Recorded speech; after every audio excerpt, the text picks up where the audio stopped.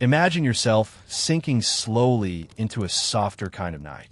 A night where time loosens its grip, where the world grows quiet, and where even your thoughts begin to move like drifting feathers. You're entering a place where history doesn't feel loud or important. It simply breathes. A faint silver glow rests over the land. Old wooden cottages lean gently toward one another like gossiping elders. Chimneys release thin ribbons of smoke that curl upward and vanish into the cool air. Grass bends under the weight of evening dew, glistening faintly like tiny stars fallen to earth. Here, in this peaceful medieval village, everything moves slower. The chickens have already settled. The blacksmith's hammer has long gone silent. And somewhere far off, a church bell gives one last sleepy chime. This is where our journey begins tonight, in a world shaped not by mighty kings or famous knights, but by ordinary villagers who worked the strangest, most unexpected jobs. Jobs that today would make you blink, then squint, then maybe laugh a little. But back then, these odd professions were as normal as bread, wool, and a warm fire on a cold night. So as you breathe a little deeper, as your shoulders loosen, as your mind softens around the edges, let us wander quietly into this gentle world of weird medieval jobs. No hurry, no noise, just a slow walk through history's softer corners. The story begins with the faint creak of a wooden door. The wooden door creaks open, but not in a frightening way, more like an old friend stretching after a long nap. A cool thread of night air slips inside, bringing with it the soft scent of damp earth and chimney smoke. Somewhere nearby, a dog gives a single lazy bark, then immediately gives up on the idea of being alert. You step outside. The village lies before you like a painting left out to dry. Your footsteps are slow, cushioned by the loose soil of the path. Every sound, the whisper of wind, the rustle of straw roofs, the distant splash of water against a wooden bucket, feels muted, softened, rounded at the edges. Nothing is sharp here. Nothing rushes. The moon hangs low and wide tonight, casting a pale glow across everything. It is the kind of moon that seems to watch you, not with judgment, but with quiet curiosity, as if it wonders what brings you wandering at such a gentle hour.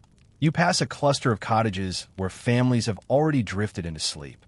Candlelight still flickers behind one window, creating shadows that move like slow dancers across the wall.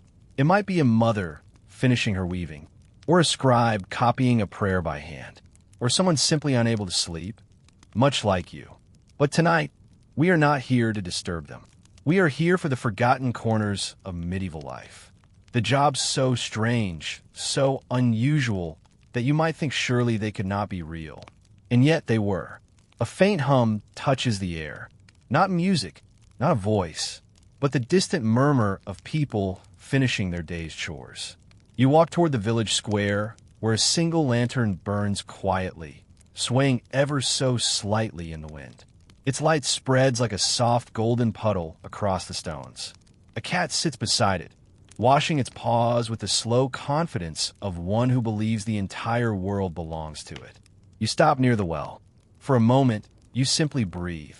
The air tastes cool and clean. The night feels old, as if it has been waiting patiently for you to arrive. If you listen carefully, you can almost hear the history sleeping beneath the soil. Centuries of footsteps, conversations, laughter, and secrets pressed into the ground. Soon, we will meet the first strange medieval job. But before we do, the village offers one more tiny welcome. A soft gust of wind sweeps across the square, stirring the leaves in a lazy swirl. The lantern flickers, and the shadows shift gently, as if inviting you to lean closer to the story. Imagine, for a moment, being a villager here. Your days shaped by sunlight. Your nights filled with simple comforts. The warmth of a fire. The smell of fresh bread. The quiet murmur of neighbors who know your name. Your family. Your sorrows. And your dreams. In this world, every task is done by hand. Every tool is made with care. Every person has a role. Some familiar. Some unusual. and some so remarkably strange that they almost feel made up. But history is full of surprises. A rooster crows somewhere, confused, clearly awakened too early. The cat by the lantern opens one eye, squints at you, and then decides you're not important enough to interrupt its grooming. You smile, maybe just a little. Tonight, we will walk through these odd professions, one by one, slowly, softly, like stepping stones across a quiet river. Our first strange job is waiting in the shadows, just beyond the edge of the square, in a workshop filled with feathers, ink, wooden cages, and whispers of superstition. But for now, take one more breath. Let the night settle around you. Let your shoulders drop. Let the village hold you in its gentle grasp. When you're ready, we will step forward and meet the very first odd medieval worker. A person who dealt not with bread or wool or metal, but with birds. Birds were believed to warn, predict, and guide. A job unlike anything you've ever heard. And it begins in the next part. The morning arrives slowly, like a candle waking from its own flame. A thin beam of sunlight creeps across the road, gliding gently over the uneven stones at your feet. The village feels different in daylight. Not louder, not brighter, just fuller. As if the night had draped a blanket over everything, and the day has now tugged it away to reveal a busy, crowded living world. You take a few slow steps forward, and for the first time, you begin to truly see how many people live here. It is a lot. Medieval towns were not built for comfort. They were built for closeness. Narrow homes pressed shoulder to shoulder. Streets so tight that if you stretch your arms out, you could almost touch the walls on both sides. Roofs leaning inward over the pathways as though whispering secrets to each other. As you walk, a cart creaks by, its wheels wobbling, its driver muttering to his horse with the tired patience of someone who does the same thing every day. Children dart between adults like small birds, laughing, shouting, disappearing through doorways. A pair of women stand at a doorway gossiping, their baskets full of laundry that smells faintly of smoke and river water. It feels alive, warm, familiar. But beneath this bustling charm is something else, something invisible. Overcrowding wasn't just inconvenient in medieval towns, it was dangerous. Life happened shoulder to shoulder. Entire families lived in a single room. Most slept on shared straw mats, coughing into the same air, breathing the same dust, trading warmth and sickness. You step aside as two men pass carrying a long wooden beam between them. The air swirls with sawdust, catching the sunlight like golden snow. For a moment, it looks beautiful, but then you notice the haze lingering in the street. Someone sweeps a doorway, kicking up dirt, bits of rotten straw, dried waste, and old ash. You breathe out slowly, choosing not to breathe in too deeply. People live close here, closer than you might expect. The population density of many medieval towns rivaled modern cities, except without sanitation, without ventilation, without understanding how sickness moved. To live here was to share everything. Food, fire, air, problems, and germs. A man coughs behind you, a rough, chest-deep cough that sounds like a drum cracked down the middle. He leans against the wall, catching his breath. No one pays attention. This is normal. Everyone coughs here. Overcrowding didn't just spread illness, it shaped society. The lack of space made privacy a luxury. You could hear your neighbors' arguments, their meals cooking, their babies crying. Even thinking felt crowded. People learned to live within each other's lives, like a tapestry woven too tightly. And then, of course, there were the less pleasant neighbors. Rats. You see one now, thin, quick, and shameless.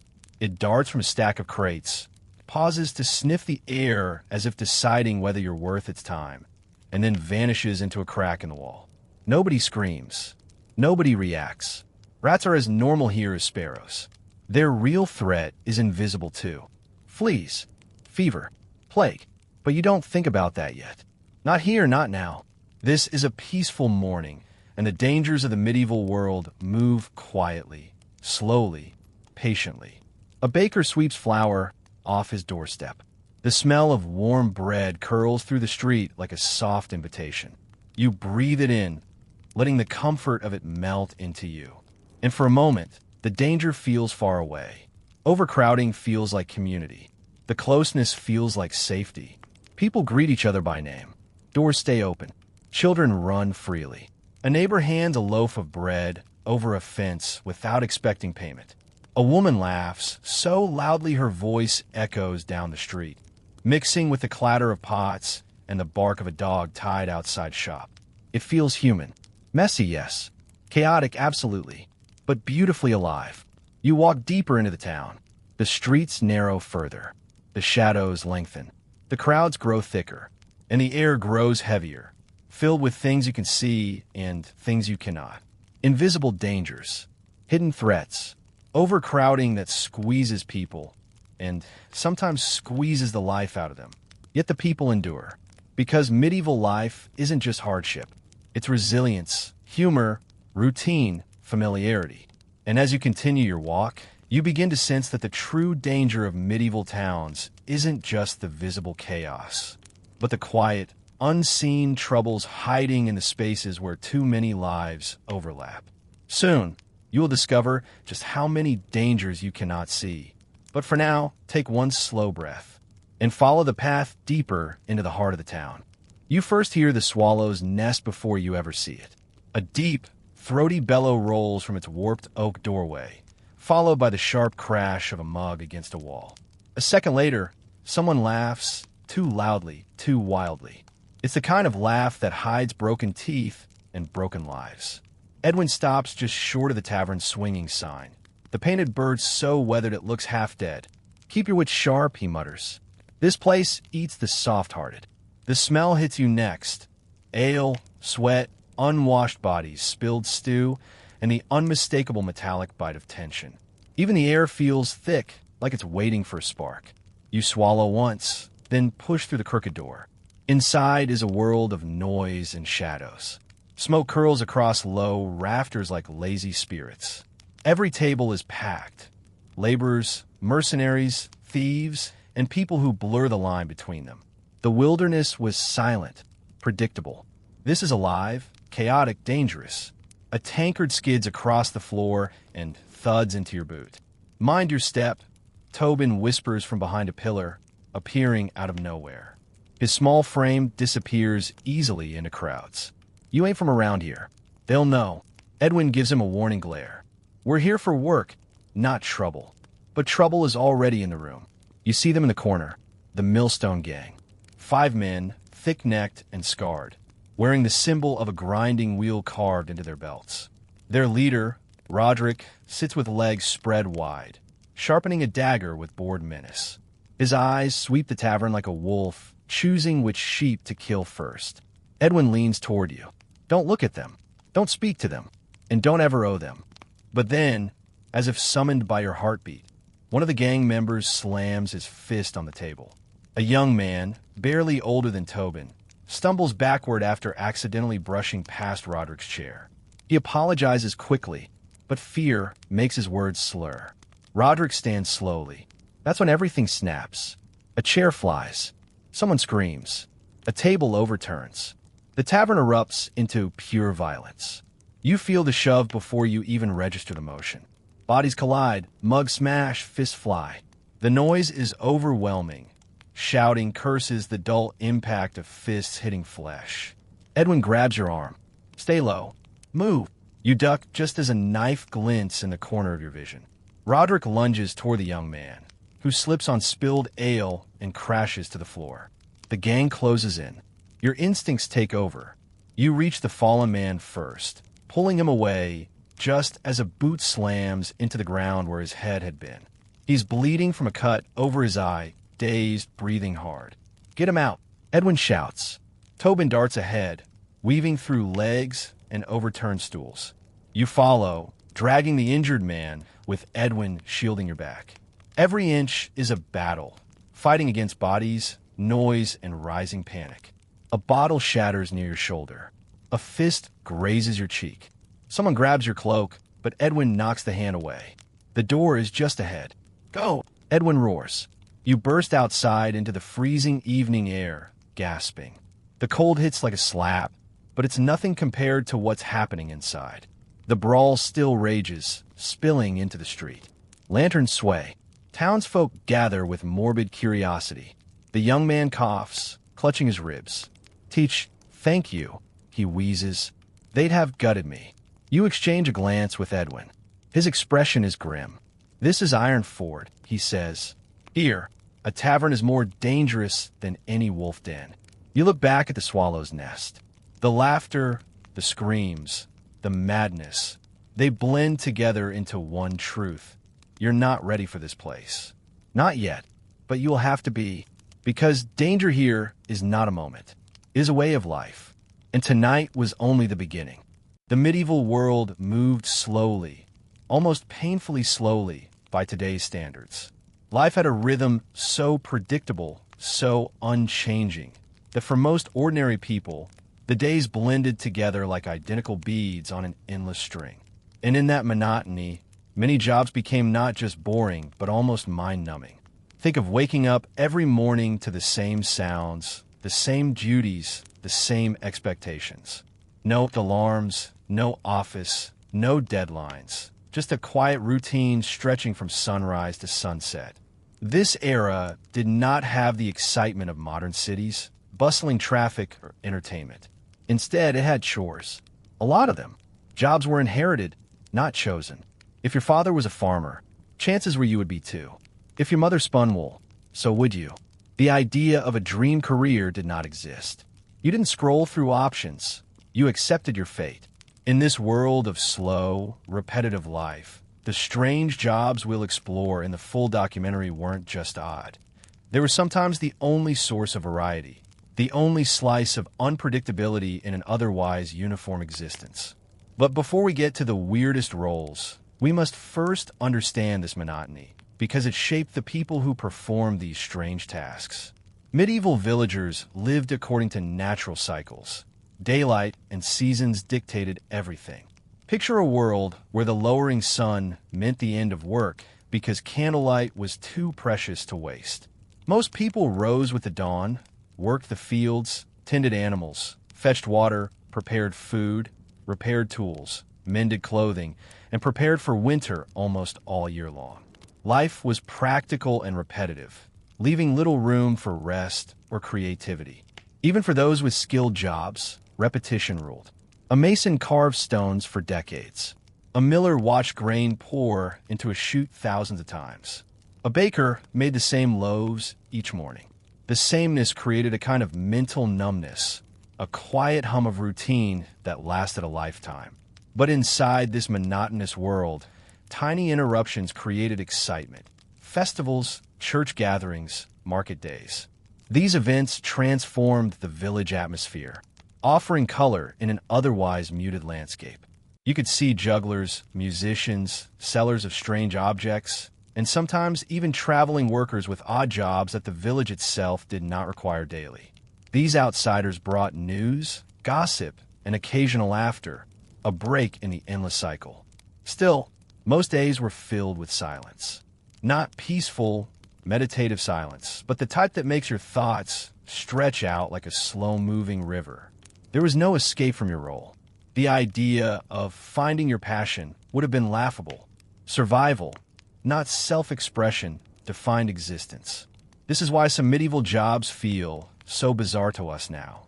Because when you place a strange responsibility inside such a routine-driven world, it becomes even more strange. The job of a gong farmer who cleaned human waste, a leech collector who waded into swamps barefoot, or a knocker-upper who woke people before alarm clocks, becomes more striking when you imagine the heavy silence around them. The context of a daily life where nothing changed except the weather. Monotony also shaped social behavior. People didn't travel far from home, not because they didn't want to, but because it was impractical. Roads were dangerous, and work never ended. Many lived and died within a few miles of their birthplace. This created tightly bonded communities, but also a sense of being permanently rooted, sometimes comforting, sometimes suffocating. Children watch their parents perform the same tasks each day, and absorbed the expectation that they would do the same. This sense of inevitability was powerful, and it meant that unusual jobs, like guarding bridges at midnight or monitoring doorways for illness or delivering strange messages, took on a special identity. These were the jobs that broke the pattern, even if they were unpleasant or dangerous. In our modern world, where variety is everywhere, online, on screens, and shops, the medieval pace feels alien. Imagine not hearing a new song for months. Imagine reading only one book your entire life, if you could read it all. Imagine seeing the same faces every day for years. The medieval rhythm created a mental landscape that was slow, steady, and dull. But in that slowness, people found a certain acceptance. Life's repetition could also be calming, predictable, and rooted. You always knew your place, your responsibilities, your next steps. And into this steady world entered the strange professions, unexpected tasks that brought small sparks of uniqueness. As we move into the next parts of our documentary, we will uncover how these bizarre jobs fit into that quiet rhythm, how they shaped communities, and how they provided essential services, even when they seemed absurd. The medieval world was messy, not in a playful, harmless way, but in a very real, physical way that touched every part of life. Hygiene was limited, waste management was almost non-existent, and the idea of cleanliness meant something entirely different from what we understand today. Because of this, many medieval jobs were not only unpleasant, they were downright disgusting. And yet, society depended on them. To understand why these revolting professions existed, we must step into the reality of daily life in the Middle Ages. Imagine narrow, cramped streets lined with houses whose upper floors leaned toward each other, blocking sunlight. Beneath your feet, mud, rotting vegetable scraps, and animal droppings because livestock roamed freely in many villages. There were no underground sewer systems, no running water, and certainly no modern sanitation. Everyday tasks generated waste, and that waste had to go somewhere. Someone had to handle it. Most people tried to ignore the filth around them. It was simply part of life. The smells became background noise, the dirt unavoidable. But ignoring it didn't make it disappear. That responsibility fell to a specific group of workers, those whose jobs placed them face to face with the worst parts of medieval life. Take human waste. In many towns, people used chamber pots and often emptied them directly into the streets or open drains. You can imagine the smell baking under the afternoon sun. Eventually, all of this waste collected in cesspits, deep holes dug behind houses or beneath wooden floors. When these pits filled up, someone had to climb inside and clean them out. It was dirty, dangerous, and unbearable for most people. But it was vital. Without these workers, medieval towns would have been overrun with disease far more than they already were. Animal waste was another problem. Horses, pigs, cows, goats, animals were everywhere. And where animals went, waste followed. Jobs arose simply because nature was too persistent to ignore. Someone needed to clear manure from streets, stables, and markets. Someone needed to deal with animal carcasses, dead livestock, and scraps left behind by butchers. Even food production created revolting side tasks. Fish markets smelled of rotting scales and guts. Tanneries used urine and animal hides in ways that made the air thick with stench. Leather workers soaked skins in vats so foul that newcomers would gag.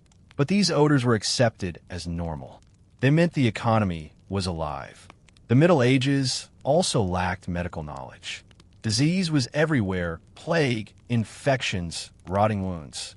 Some workers dealt with the aftermath, like those who carried the dead or handled waste that attracted vermin. These occupations were often forced upon people who had few options. The poor, the desperate, or those born into families with no alternatives ended up with the dirtiest responsibilities. There was also a spiritual dimension. Some jobs were viewed as unclean or morally tainted. Handling waste or dead bodies was thought to stain the soul.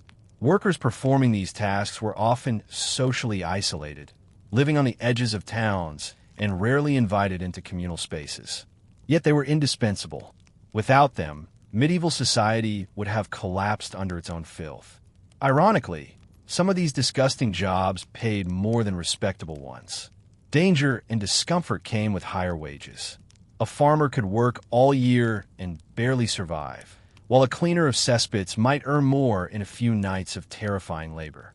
But even with higher pay, few people wanted these roles, and those who took them often kept their distance from others.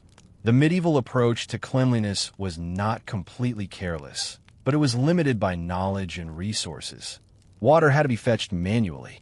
Heating it for baths was expensive. Soap was not widely available. Most people bathed infrequently, and clothes were seldom washed.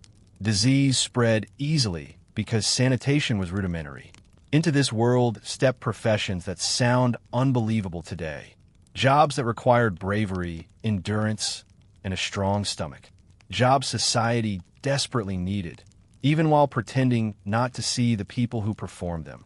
Their work was invisible until something went wrong, until a pit overflowed, a street became unbearable, or illness began to spread.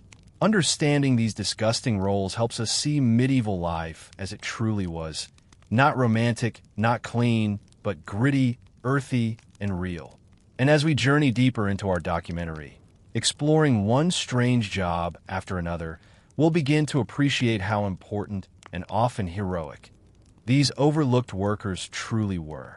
Life in a medieval town wasn't only shaped by work and survival, it was also shaped by what went on in the shadows. Beneath the surface of cobblestone streets and timbered houses, an invisible economy thrived. You quickly realized that for many, survival depended as much on bending rules as it did on hard labor. You walked through Ironford's alleys with Edwin, the familiar creaking of wooden shutters and distant clatter of horse hooves underfoot. The smell of bread and smoke drift from the bakeries, masking the stench of refuse in the gutters. It's here, in the narrow spaces between the official economy and the street, that you see how survival and crime overlap. Tobin, the young streetwise boy, is your guide to this hidden world.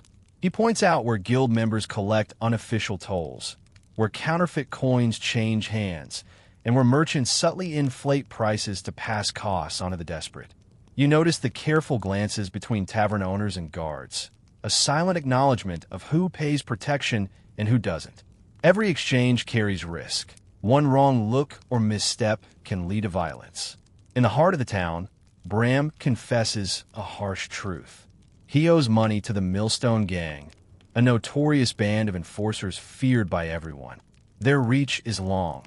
They do not hesitate to punish debts with bruises, broken bones, or worse. Bram's pale face reminds you that even ordinary townsfolk are caught in a web of informal power, survival dependent on compliance, cunning, and occasionally luck. As you navigate the alleys, you witness a man being publicly beaten for shortchanging a guild member. The crowd watches in silence, partly fearful, partly complicit. You help Edwin pull him out of harm's way, the bruised man murmuring thanks between coughs. Fear hangs heavy in the air, mingling with the stench of the marketplace. You realize that crime isn't an occasional threat. It is the lifeblood of Ironford. Guilds, gangs, and corrupt officials coexist, often tacitly agreeing to balance control and profit. Without this shadow network, daily survival would have been nearly impossible for the poor. Food, shelter, and employment are intertwined with bribes, favors, and threats. You learn that to survive, one must not only work hard but also navigate the unspoken rules of this hidden economy. The town teaches you subtle lessons. Notice patterns, recognize danger signals, and understand loyalty. Edwin explains that every action has consequences. A friendly word to a gang member might keep you safe for a day. A misjudged glance can provoke a week of threats. Tobin teaches you how to read expressions, how to move quickly without drawing attention, and how to avoid showing fear. Because fear is currency here, just like gold or bread. Even Sister Marin, devoted healer, cannot escape this reality. She quietly admits that some patients must pay unofficially to receive care, especially during times of scarcity. Compassion exists, but only within the constraints of survival. Every choice is a balance between morality and practicality. You feel the tension in your own body, the awareness that at any moment a simple misstep could turn deadly. The city, once charming with its wooden beams and smoke-scented air, now feels like a cage. The streets are alive, but not with freedom. They're alive with risk. You must constantly evaluate each corner, each interaction, each glance. Here, danger is invisible yet omnipresent. By evening, you understand the harsh truth. Ironford's survival depends on the hidden economy. Without it, the town would collapse.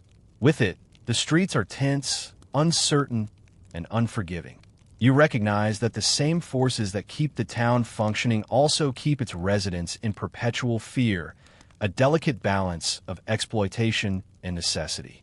This hidden world shapes the town as much as its laws, marketplaces, and guilds. And in the shadows, every person, Bram, Tobin, Edwin, even you, is negotiating survival, often at the edge of morality. Crime is not an anomaly here. It is part of the rhythm of life, an invisible thread that binds every action, every transaction, and every fear. Rats. They're small, but in Ironford, they're the unspoken rulers of the town. By day, the streets smell of bread, smoke, and sweat. By night, they reclaim every corner, every grain store, every dark cellar. You quickly learn that medieval towns were not just dangerous because of human malice. They were battlegrounds for survival against vermin that carried disease, spoiled food, and even threatened your very life. You descend with Sister Marin into the healer's storeroom, a dimly lit chamber lined with barrels and sacks of grain. The air is thick with the scent of damp straw and mold, and almost immediately you see them, tiny, fearless rodents darting along the floor, nibbling at the corners. Marin hands you a lantern and a bundle of herbs meant to repel the rats. But even with this, they seem undeterred. Their squeaks and rustling fill the space, a chorus of tiny predators asserting dominance. It's a shock to your senses. You feel the hairs on the back of your neck rise as one rat scurries up the edge of a barrel, stopping just short of your boot. You notice how their beady eyes gleam in the flickering light. Sister Marin moves with practiced ease, murmuring softly to calm you. She's faced these infestations countless times and treats them not just as nuisances, but as dangerous adversaries. You begin to understand that in Ironford, even small creatures can become lethal threats, not through strength, but through numbers and disease. The town's rats are emboldened by scarcity. Grain is precious, stored haphazardly in wooden barrels, sacks, and floor pits. A single leak, a forgotten morsel, or a crack in a wall becomes an invitation for the vermin. Marin shows you the chewed edges of a sack. Teeth marks gnawed into the fibers. This is more than a nuisance. It's potential starvation, contamination, and the spread of plague. As you move deeper into the cellar, a sudden crash echoes through the chamber. A stack of barrels topples under the weight of a group of rats, narrowly missing your foot. You stumble back, heart pounding. Marin grips your arm, steadying you. "This is why we must fight them," she whispers. "Every grain lost is a life threatened." And yet, unlike human enemies, the rats cannot be reasoned with. They follow instinct, chaos, and hunger. You and Marin set to work, shooing, trapping, and reinforcing the barriers. But the rats are relentless. Every time you think the threat is contained, you hear rustling from another corner. A small collapse in the floor sends a cascade of sacks tumbling over, sending both of you scrambling. The confined space, the stench, and the constant movement make it feel like a battlefield, one in which humans are at a tactical disadvantage. The lesson becomes clear. Survival in the town requires constant vigilance, not only against men and gangs, but against the environment itself. Disease spreads silently. Rats carry fleas and pathogens that humans do not yet understand. Every infestation is a direct threat to life, invisible yet deadly. You think about Bram, about Tobin, about Edwin, about every resident of Ironford, all at the mercy of forces they cannot control. For a moment, you pause, listening. The cellar is quiet, too quiet. Then, a faint scratching at the back wall reminds you that this battle is ongoing. You feel a deep, almost visceral respect for Sister Marin. She confronts these dangers day after day, balancing compassion for the town's residents with practical survival instincts. You begin to realize that heroism in medieval towns was not always about courage in battle. It was about enduring relentless, often invisible threats with steady hands and sharp minds. By the time you emerge from the cellar, your clothes smeared with straw and dirt, you understand something profound. The town's danger is multifaceted. The Millstone Gang is terrifying, the overcrowding oppressive, but unseen adversaries like these rats and the diseases they carry are constant, merciless, and deadly. The very architecture of Ironford, the tight corners, the crevices, the poorly stored provisions, all conspire to make life hazardous in ways the wilderness could never. You step back into the street, inhaling the smoke and noise, feeling that Ironford is a living organism, chaotic, unpredictable, and dangerous. Survival here demands adaptability, courage, and a willingness to confront not just people, but the environment itself, down to its smallest and most fearsome inhabitants. In Ironford, the law is a living, breathing force, but rarely a fair one. You walk with Edwin toward the town square, the cobblestones slick with mud and refuse. Children scuttle between your feet, a cart rattles past, and somewhere in the distance, a bell tolls, a summons that always brings unease. Today, it signals a public trial, and you already feel the tension in your chest. The crowd has gathered, faces grim, eyes eager to witness the spectacle. You see him before you hear him, a young pickpocket, trembling, shackled, his clothes torn and dirty. His crime, a few stolen coins, hardly seems enough to merit the attention of the Reeve Godric. But in Ironford, punishment is as much about spectacle as justice. The crowd presses forward, leaning into the space, hungry for retribution. You feel your own pulse quicken. The air smells of sweat, smoke, and fear. Edwin leans close, his voice low. Watch carefully. The law here is a tool, not a safeguard. Never forget, mob or magistrate, they often act as one. He's right. Godric, stern and imposing, steps forward. His robe, black and stiff, contrasts with the rough faces of the townsfolk. A cruel twist of a lip, and the trial begins. There is no argument, no deliberation, no nuanced consideration. Witnesses shout, sometimes truthfully, sometimes with exaggeration to gain favor. The accused can barely speak, his stammering words swallowed by the noise. You notice the dynamics among the crowd: fear, envy, and a grim satisfaction. A wealthy merchant sneers. A mother clutches her child tighter. A laborer mutters curses under his breath. Justice in Ironford is performative, a theater that reinforces power. Reeve Godric wields authority like a weapon, ensuring obedience not through fairness, but through fear.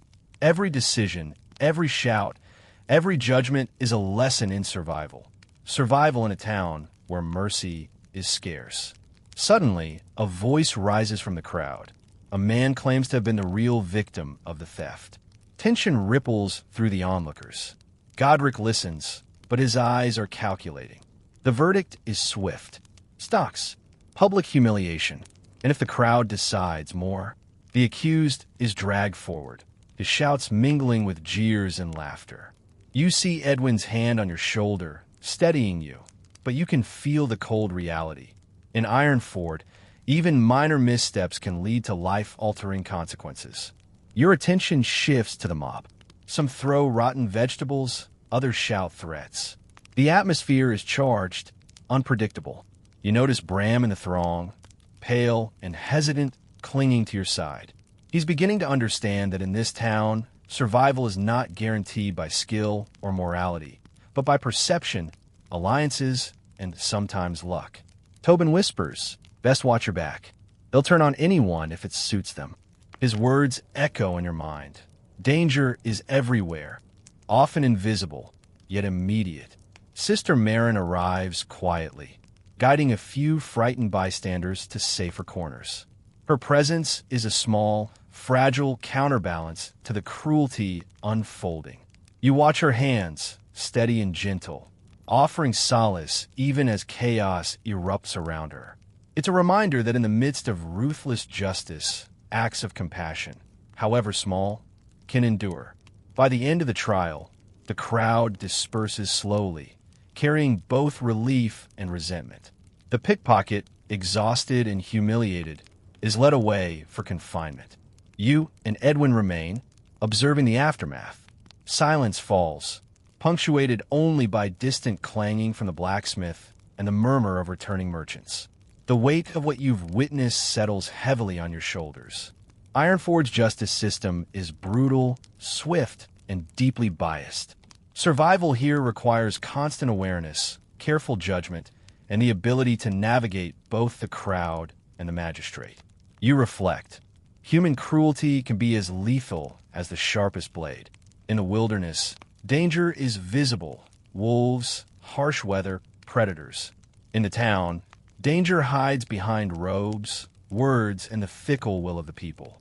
And while you came seeking safety and opportunity, you begin to understand that in Ironford, safety is a fragile illusion, constantly tested by injustice, fear, and the unpredictable impulses of its inhabitants. Water, something so essential to life, can also be its silent executioner in Ironford. You walk beside Edwin through a narrow alley, the stench of open drains curling into the air like smoke. Never drink straight from the wells near the market, he warns, or from any alehouse with suspicious barrels. The city's lifeblood is laced with death if you're careless. His words hit with a chilling weight as you glance at the blackened surfaces of the wooden troughs, the green slime clinging to the edges, and the faint ripple of insects swimming atop stagnant water. Sister Marin meets you near a small wooden bridge spanning a filthy canal. She carries a small bucket of water she has boiled, her hands wrapped in linen to protect against the cold. You realize that even a healer's vigilance cannot fully guarantee safety. Disease, she explains, is everywhere: typhoid, dysentery, fevers that rise and fall like tides. The victims are carried silently to mass graves at the edge of town, their faces pale, their eyes vacant. You feel a shiver creep up your spine. In the wilderness, dangers are visible: wolves, storms, hunger. Here, the threat is invisible, infectious, and lethal.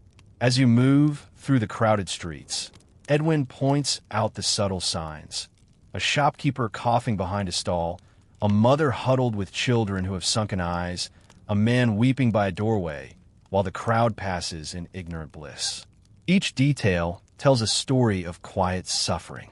You notice Bram's pale complexion, the tightness in Tobin's jaw, fear not of violence, but of the sickness that creeps silently through the alleys. The emotional weight presses down on you. Survival depends not just on alertness to threats of man, but on constant awareness of the unseen hazards.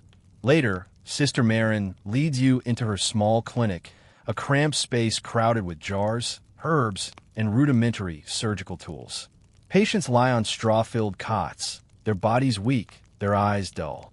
One man shakes violently from a fever, his skin clammy and hot despite the chill in the room. You assist as best as you can, carrying water, changing linens, and holding trembling hands. The emotional toll is heavy. You see life teetering on a knife edge, every misstep potentially fatal. Outside, the town continues as if unaware. The market hums with commerce. Guards patrol unevenly, and the Millstone gang lurks in shadows, indifferent to the disease that stalks their own ranks. Edwin pauses by a canal and dips a ladle into the murky water, showing you the microscopic menace hidden in plain sight. You recoil, imagining how many citizens have suffered silently from the same water you now avoid. Each gulp of tainted water could carry death within it. A reminder that in Ironford, survival is as much about knowledge and caution as it is about courage. You start to understand the hierarchy of danger. In the wilderness, nature is honest. Threats announce themselves with growls, storms, or tracks in the snow. In Ironford, Danger wears the guise of normalcy. A simple drink, a sip of seemingly clean water, can end a life without warning. The town, packed and layered with human activity, has become a trap. Here, health is a privilege of knowledge, vigilance, and sometimes sheer luck. Even Sister Marin, skilled as she is, cannot shield everyone. Her exhaustion is visible in the slight slump of her shoulders, the dark rings beneath her eyes, the occasional tremor in her hands.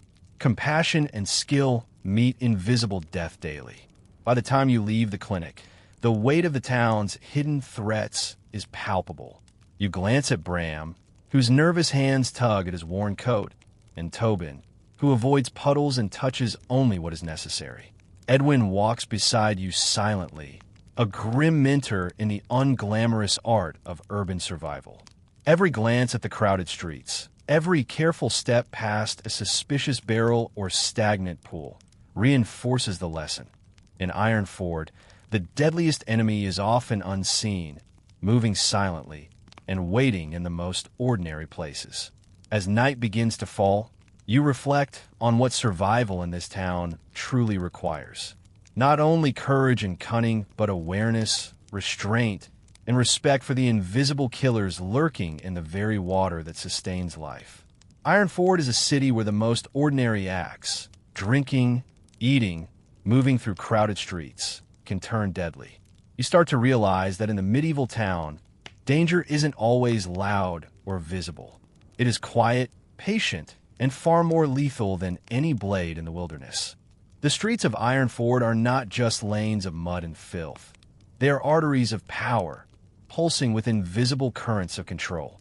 Edwin guides you through a narrow side street toward the Weaver's Guild house, its dark timbers looming above like a silent sentinel.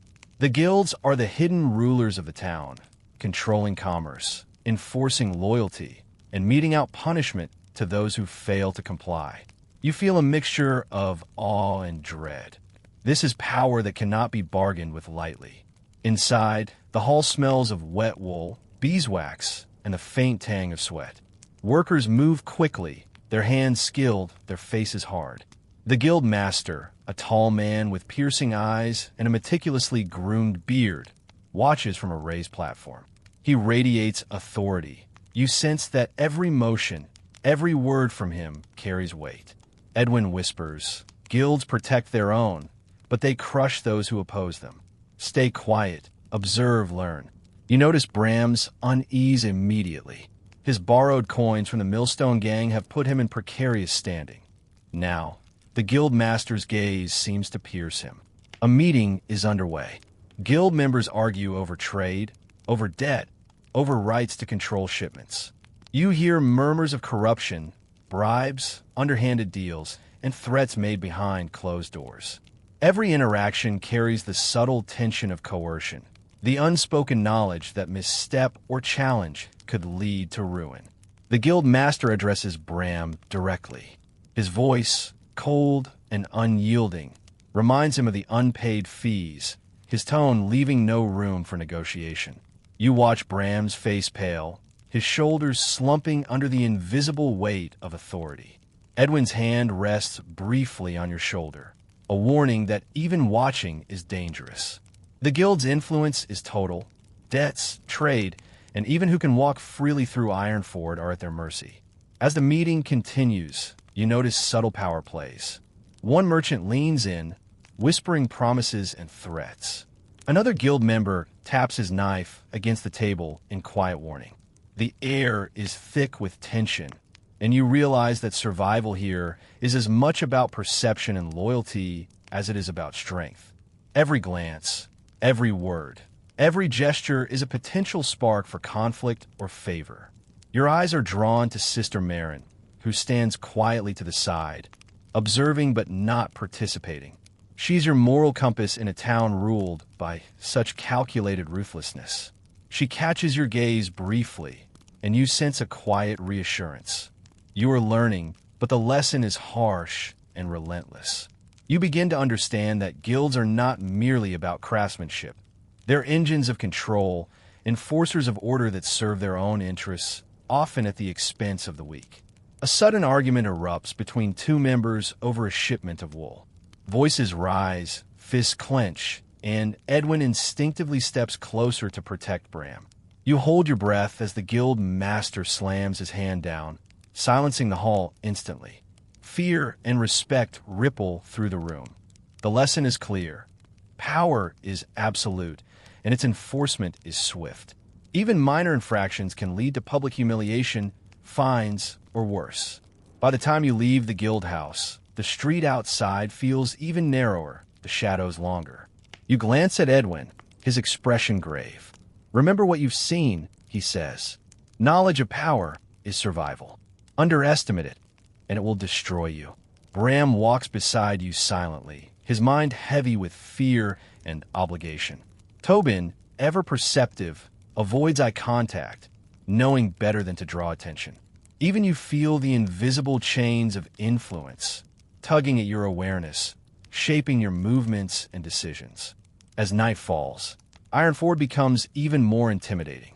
The guild's presence is felt in every darkened doorway, every hurried transaction, every glance between townsfolk. You begin to see that the most dangerous threats in the town are not the obvious ones, the knives, the gangs, the drunken soldiers, but the hidden structures of power, guiding, shaping, and punishing with quiet efficiency. To survive, you must learn not only how to navigate the alleys, but also the invisible corridors of influence. In the medieval town, knowledge of the guilds and their reach is as essential as any weapon or skill. Without it, survival is guesswork. With it, there is a fragile chance to protect yourself and those you care about in a place where authority is absolute and mercy is rare. Tobin's hand is small but firm as he guides you down a narrow, twisting alley that reeks of rot and mildew. If you dare to come here, he whispers. The house at the end. No one returns once the red mark is seen. Your stomach tightens, a knot of dread forming as the street narrows further, walls leaning like they might collapse at any moment. The red symbol painted crudely on the door, an ominous sign of plague, is unmistakable. Even in a town accustomed to filth and danger, this house radiates death. Sister Marin follows cautiously behind, her hand gripping a satchel of herbs and linens. Edwin moves silently, alert for any sign of trouble, whether from the town or within the house itself. Bram lingers, pale-faced, glancing around nervously. You realize immediately that this is not just a house. It is a tomb, abandoned yet still alive with the whispers of suffering that linger in the air. The door creaks as Tobin pushes it open. Inside, the smell hits you like a physical blow. Rotting food, decaying wood, the sharp tang of sickness and human waste. The floor is sticky with dried blood and excrement. Broken furniture lies scattered, claw marks streak the walls, and the remnants of meals rot in overturned bowls. Silence reigns, oppressive and suffocating, broken only by the faint scurrying of rats or the occasional drip of water from the ceiling. Every sound echoes, magnified by the emptiness. You step carefully, your boots leaving shallow impressions in the grime. Sister Marin kneels beside a collapsed cot and murmurs a prayer for the souls abandoned here. They were left to die alone, she says quietly. Some never received care, and the living feared contagion. You shiver, imagining the families, children too weak to cry, parents too ill to comfort, and neighbors too terrified to intervene. In Ironford, even compassion is risky. Bram flinches as he notices a skeletal hand protruding from beneath a tattered blanket. Edwin grabs his arm to steady him, muttering, "This is why we survive with caution. Knowledge is life. Ignorance is death." You understand immediately. This is not just a house of sickness. It is a stark lesson in how fear and bureaucracy combine to create death where help should have been offered. The city structures, meant to maintain order, have abandoned their own citizens to the invisible menace. Moving deeper, you see the personal effects of the deceased. A doll with one eye missing, a cooking pot with remnants of moldy porridge, letters half consumed by damp. The emotional weight presses down, nearly suffocating. You begin to question what place you have here in a town that allows this to happen. Sister Marin gathers what supplies she can. Herbs for cleansing, linens to remove contaminated debris, a small vial of disinfectant solution. But even she cannot undo the horror that has transpired. A low groan makes you freeze. Tobin pulls you back, whispering, "Sometimes they linger, those too weak to leave." You catch a glimpse of movement, a shadow curling beneath a doorway, a coughing fit from someone hidden behind a wall. The house is not entirely empty. Fear mixes with empathy as you realize the living might be trapped, too ill to flee, and too frightened to call for aid. The town outside is bustling, yet none intervene. Survival here is a matter of secrecy, discretion, and courage. Exiting the house, the sun is lower in the sky, casting long shadows across the narrow streets. The contrast between the bright exterior and the horrors within strikes you sharply. Ironford's dangers are not just in its gangs, fires, or guilds. They lie hidden in every corner where fear of disease or punishment suppresses action. Here, the invisible enemy thrives in silence and neglect. Edwin places a firm hand on your shoulder. "This is your lesson," he says. "In towns like this, you survive by knowing the unseen, respecting the hidden, and preparing for the worst. Fear is a teacher, caution a shield." Bram swallows hard, glancing back at the red-marked door, his eyes wide with a mix of fear and understanding. Tobin's small hand tightens briefly on your arm, a shared recognition that this is a place where even the strongest can falter. You walk away, the smell lingering, the images etched into your mind. Ironford is alive with peril, not always obvious, often silent, yet always waiting to claim the careless, the compassionate, and the unprepared. Every step forward in this town is a confrontation with mortality, and you begin to grasp just how lethal a medieval city can be. Not from the wilderness outside, but from the invisible, merciless dangers within its walls. The market of Ironford is a cacophony of sights, sounds, and smells, a place where life teeters on the edge between survival and disaster.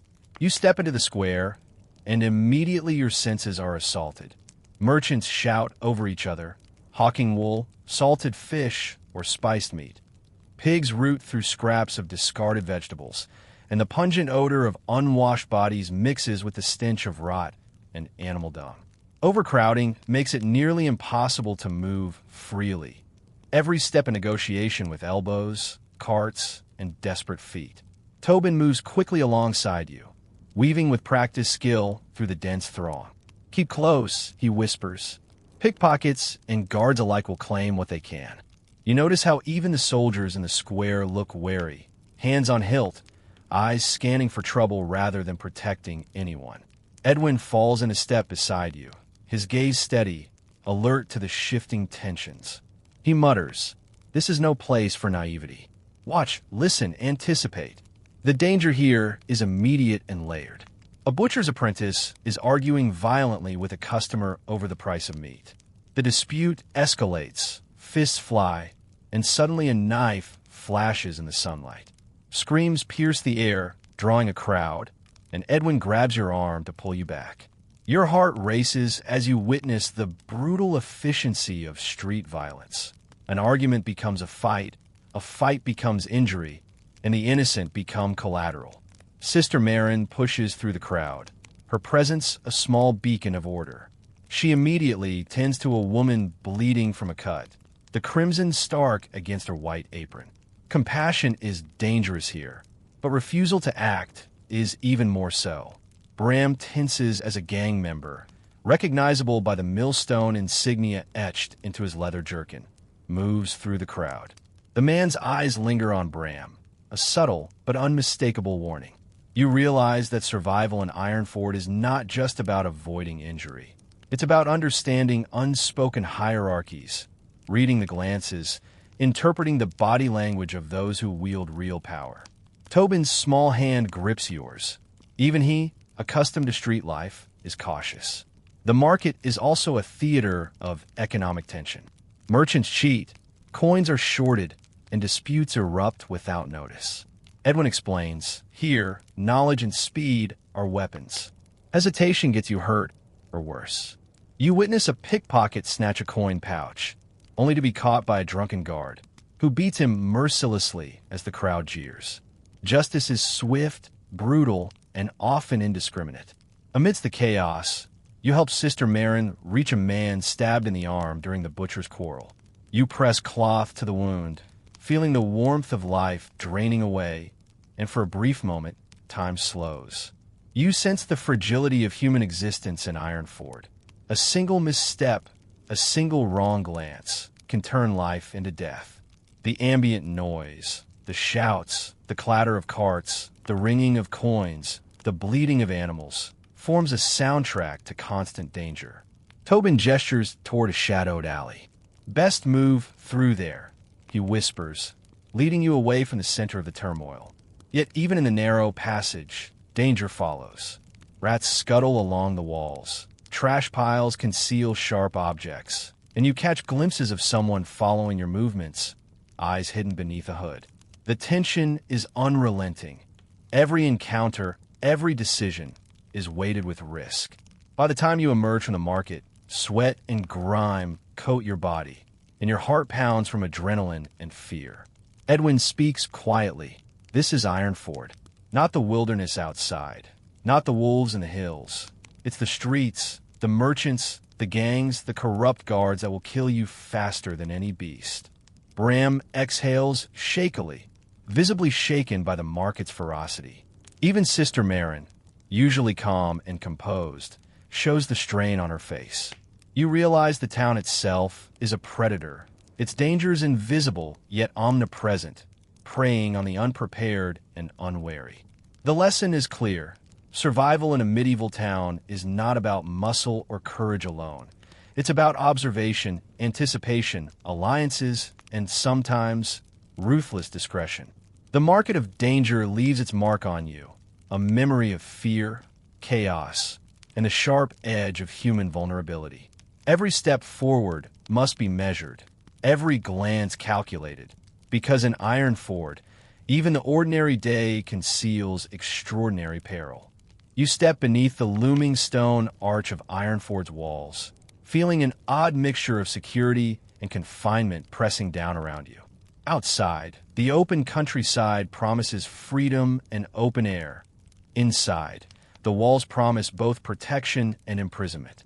Edwin falls into step beside you, his hand brushing the rough stone as he leads you along the narrow patrol walkway above the town. "These walls were meant to keep invaders out," he murmurs, voice low. "But they can also trap you inside when fire, plague, or mob violence strikes. Safety is never guaranteed. Below, the streets are a tangled labyrinth, full of narrow alleys, crowded squares, and unexpected hazards. From this vantage, you can see the tightly packed houses, smoke curling from chimneys, the stench of refuse clinging to the stone. The wall's shadow cuts across the town, turning some streets into dim corridors where danger thrives in silence. A group of drunken soldiers staggers past, laughing and brandishing clubs, a reminder that the town's supposed protectors can be just as threatening as any street gang. As you move along, Tobin points out the hidden access points, a trapdoor here, a forgotten staircase there. Knowledge of the walls, he whispers, can save your life, or doom you if you ignore it. You realize that these massive stones, centuries old, are both guardians and prisons. They shape the town's danger as much as they shape its safety. Edwin explains that in times of plague, a sealed town meant disease spread unchecked. In riots, walls prevent easy escape. Fires rage, smoke chokes, and the crowd can crush you against the unforgiving stone. Your thoughts drift to the Millstone Gang. Even behind walls, their influence spreads. Alleyways and shadowed corners provide cover. Corridors allow ambushes. Safety is illusory. The walls may keep enemies out, but inside, death and chaos are still very real. Bram gulps audibly, gripping a loose stone as he peers down at the narrow streets, imagining himself trapped if a fire or gang attack erupts. Sister Marin's voice interrupts your thoughts, calm yet firm. Walls do not define safety. Awareness does. Learn their paths, anticipate the dangers, respect the limits of stone and flesh alike.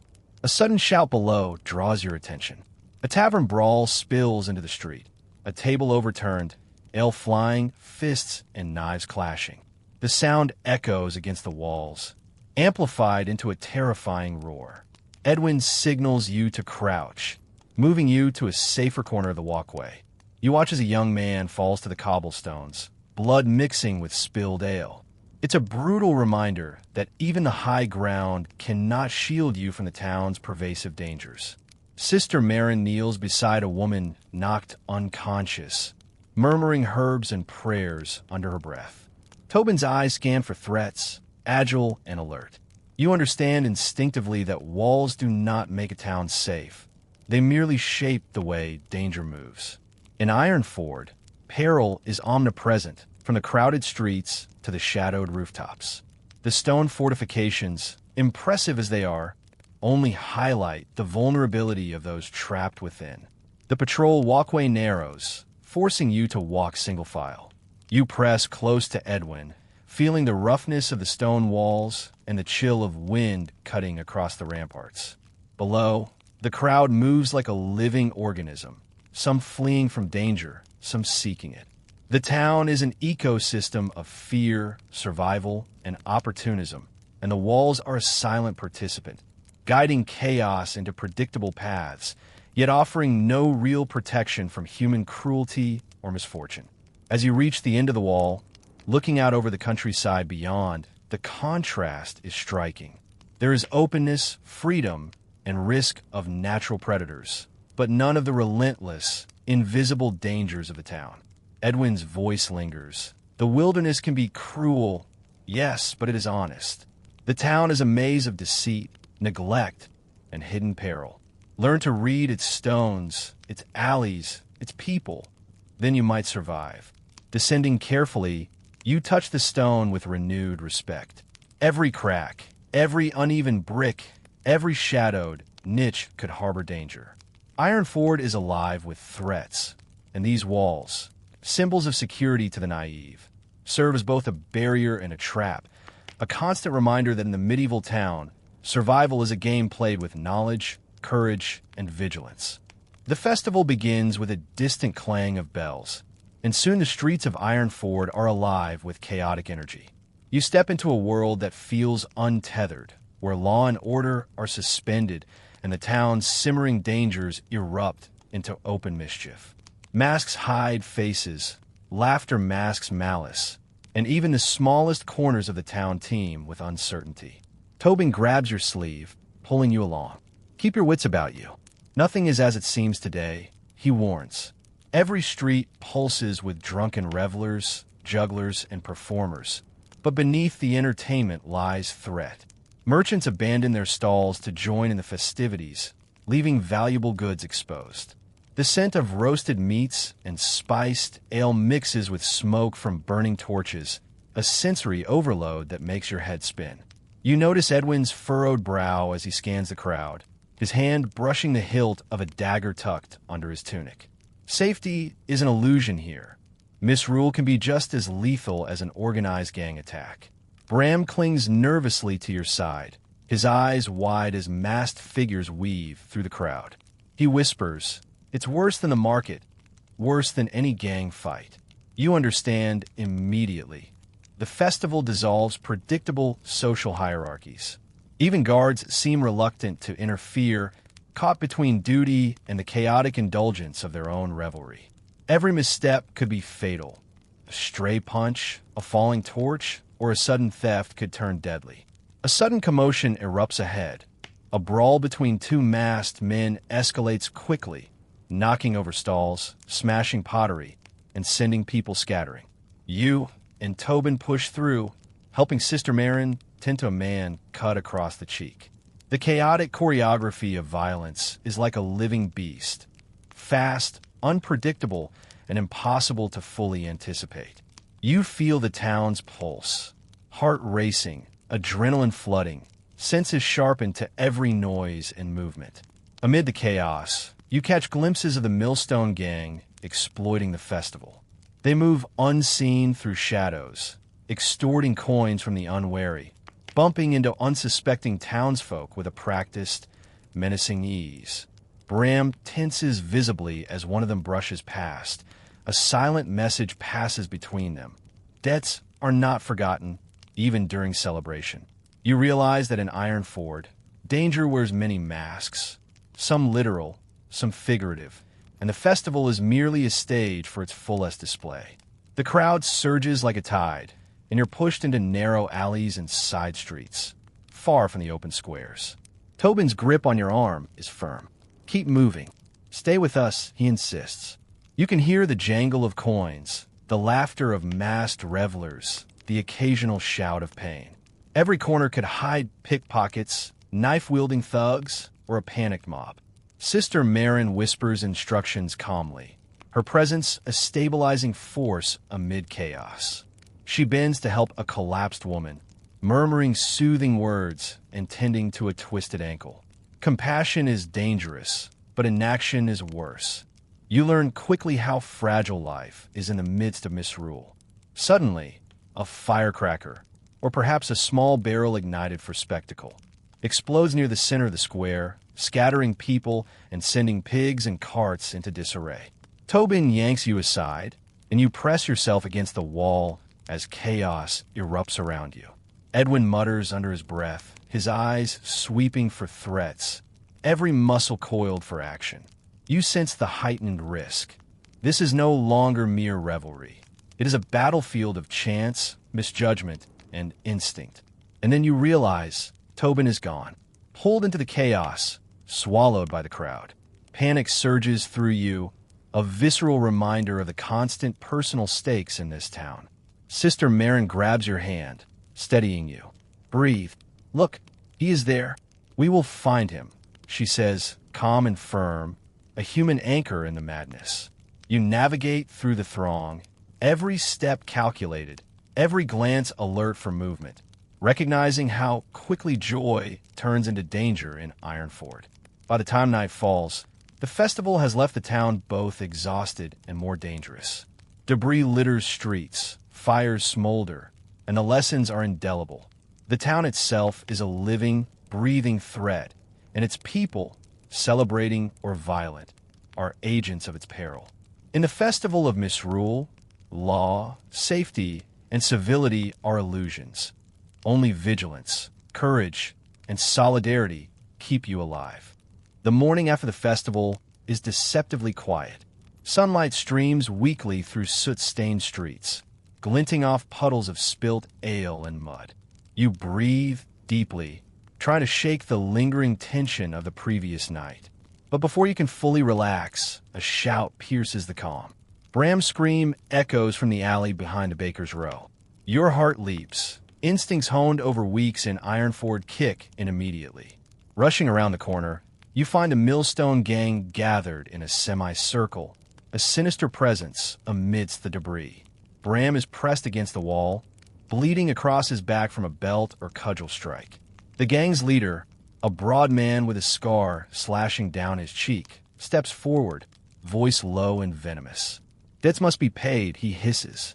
Bram stammers, trying to explain, pleading, but their eyes are cold and merciless. Edwin arrives just in time, blocking the gang's advance. His voice is firm, a stark contrast to the chaos. Enough. You'll do no more here today. But even his imposing figure cannot hide the precarious balance of power. The Millstone Gang thrives on fear, reputation, and intimidation. One wrong word could tip the scales toward death, and you know it. Your pulse races, every sense sharpened to detect movement, every shadow a potential threat. The crowd of townsfolk keeps its distance, knowing better than to intervene. Silence stretches taut, broken only by Bram's shallow breathing and the occasional cackle from a gang member. You feel a rising surge of helplessness. The town's law is absent, morality optional. In Ironford, survival is measured in seconds and choices. You scan the alley for anything to give you an edge. Loose stones, discarded carts, hidden routes for escape. Every detail could make the difference between life and death. Then Sister Marin appears, moving calmly into the fray. Her presence is a balm against panic. She positions herself beside Bram, murmuring instructions and applying a makeshift compress to his wounds. "Stay with me, Bram," she says quietly. The gang hesitates for a split second, caught between intimidation and the unexpected authority of a healer whose reputation commands respect. That hesitation is enough. Edwin seizes the moment, his hand on the hilt of his dagger, eyes fixed on the leader. "Back off. Any more, and you answer to me." The gang's leader sneers, circling, testing Edwin's resolve. The tension is unbearable, a knife edge straddling confrontation and retreat. You realize that in this town, courage and reputation can sometimes be your only shields, but they are fragile and easily shattered. A small scuffle breaks out. A gang member lunges at Bram again, and Edwin intercepts, pushing him back with precise force. You join the fray instinctively, shoving one of the smaller men into the wall, making use of your proximity and quick reflexes. Tobin arrives from the shadows, agile and unseen, grabbing a discarded club to fend off another attacker. Together, you create a protective circle around Bram and Sister Marin, a temporary barrier in a town where barriers are few and unreliable. The gang, sensing the rising risk and the growing attention from nearby merchants and townsfolk, decides discretion is wiser than pride. They retreat, hurling curses over their shoulders, vowing revenge.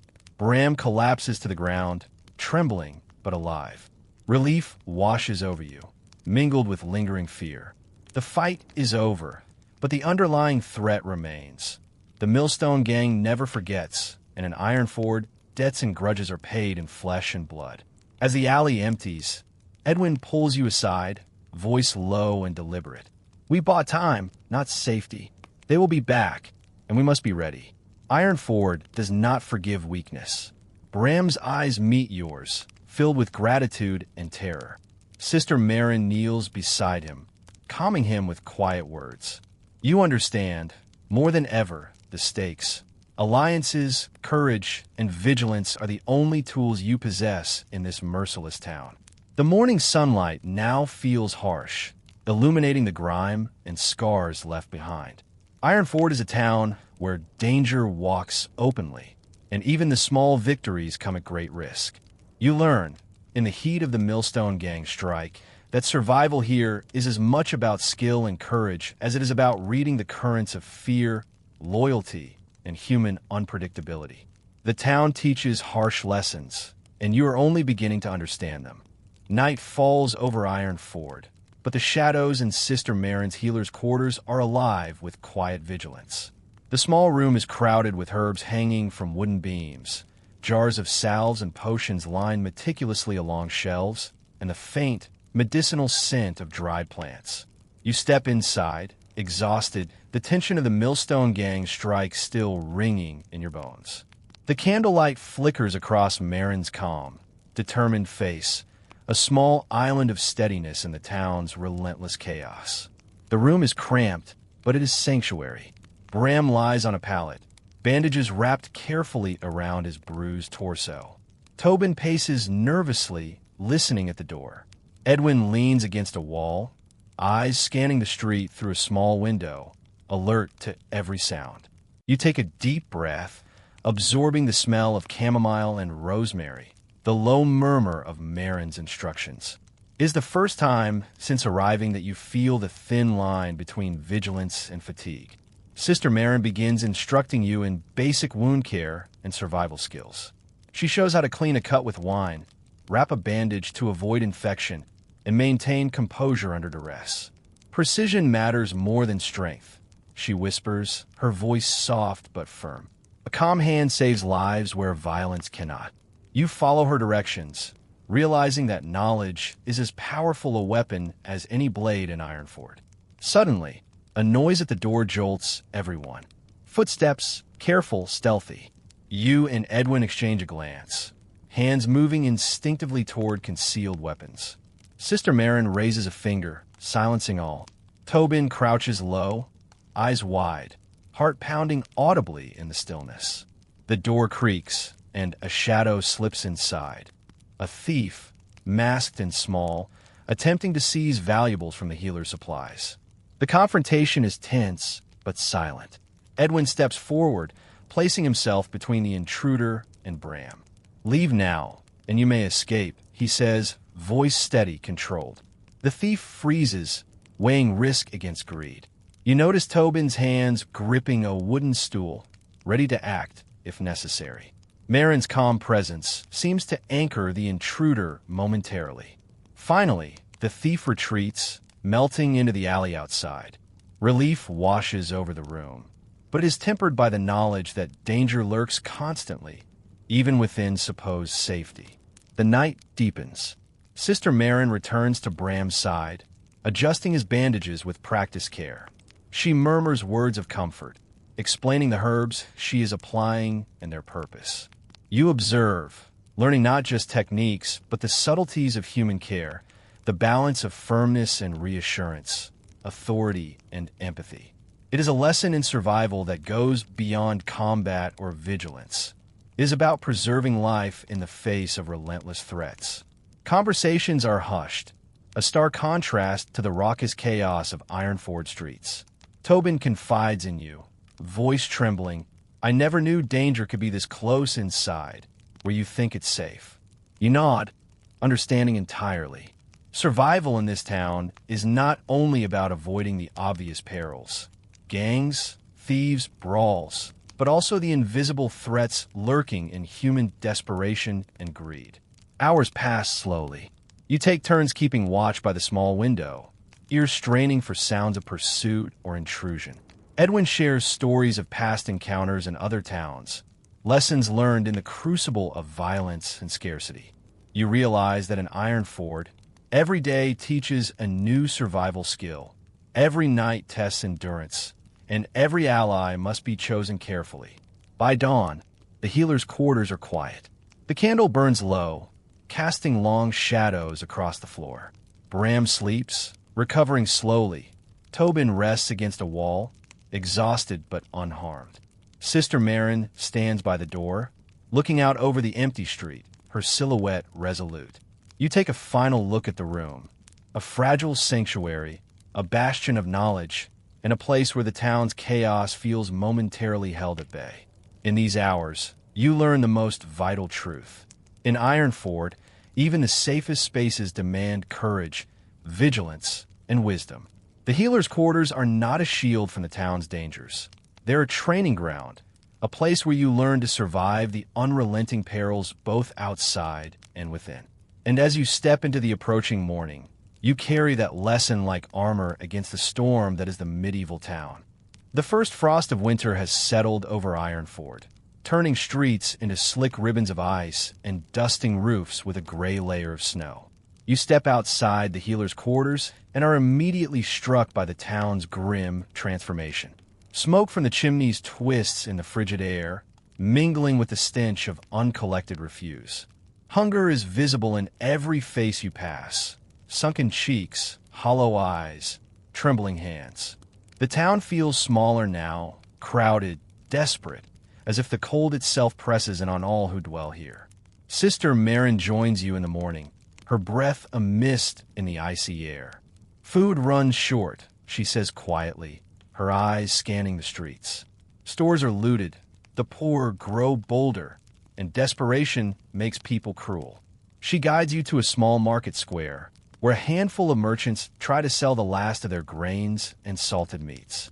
The prices are steep, and those who cannot pay wait hungrily nearby, eyes darting, fists clenched. You feel the tension ripple through the crowd like a storm about to break. Bram follows closely, still recovering from the gang attack, but his determination is visible in the tight set of his jaw. Tobin, agile and alert, scouts ahead, whispering warnings of suspicious figures. Even Edwin walks with a wary eye, noting every shadow and alleyway. Ironford is no longer simply dangerous. It is a pressure cooker of need, fear, and volatility. In the wilderness, hunger might kill quietly.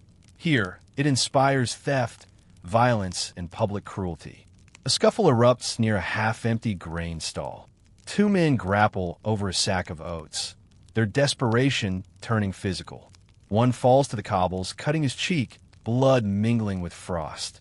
Merchants shout, try to maintain control, but the situation escalates. You instinctively step forward, keeping Bram close, Tobin behind you. Edwin motions to stay calm, teaching the unspoken rules of survival. Do not interfere unless directly threatened. Observe and pick your moment. Despite the chaos, Sister Marin insists on helping those in need. She pushes through the crowd to distribute small portions of grain she has saved from her clinic's reserves. You assist, handing food to shivering children and desperate adults. Their gratitude is quiet, almost muted by the omnipresent fear. You see the toll of repeated deprivation etched on their faces, eyes darting for escape routes, hands twitching for survival. Every movement a negotiation between need and self-preservation. By afternoon, the desperation grows. A group of starving townsfolk begins looting unattended stalls, snatching what little remains. They push and shove, and the air is filled with shouts and curses. You witness a man collapse from weakness, unable to move through the crush. Edwin quickly helps him, dragging him to the side, while Tobin keeps watch. Sister Marin tends to the fallen, but even she cannot save everyone. The town is a battlefield where hunger dictates behavior, where morality is often sacrificed to survive another day. Bram whispers that he is considering leaving Ironford, unable to bear the constant threat of violence and starvation. You feel the weight of choice pressing against your chest. Do you stay to help those who cannot defend themselves? Or do you follow the safer path and leave behind a town teetering on collapse? The moral complexity gnaws at you, a reminder that survival is never purely physical. It is also psychological, emotional, and ethical. As night falls, the streets empty slowly, not from safety but exhaustion. Fires burn in small hearths, casting weak orange light against frost-coated walls. The sound of footsteps is muffled by snow, but the threat remains. Those still wandering the streets do so with eyes sharp for both prey and predator. You huddle near a wall with Edwin, Tobin, and Bram, discussing the day's lessons.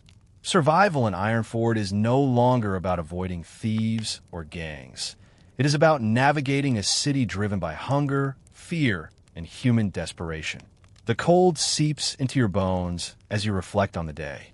Wild animals in the forest would have been easier to predict, easier to track, easier to avoid. Here, danger is unpredictable, intimate, and relentless. Each human interaction carries the possibility of betrayal, attack, or unforeseen consequence.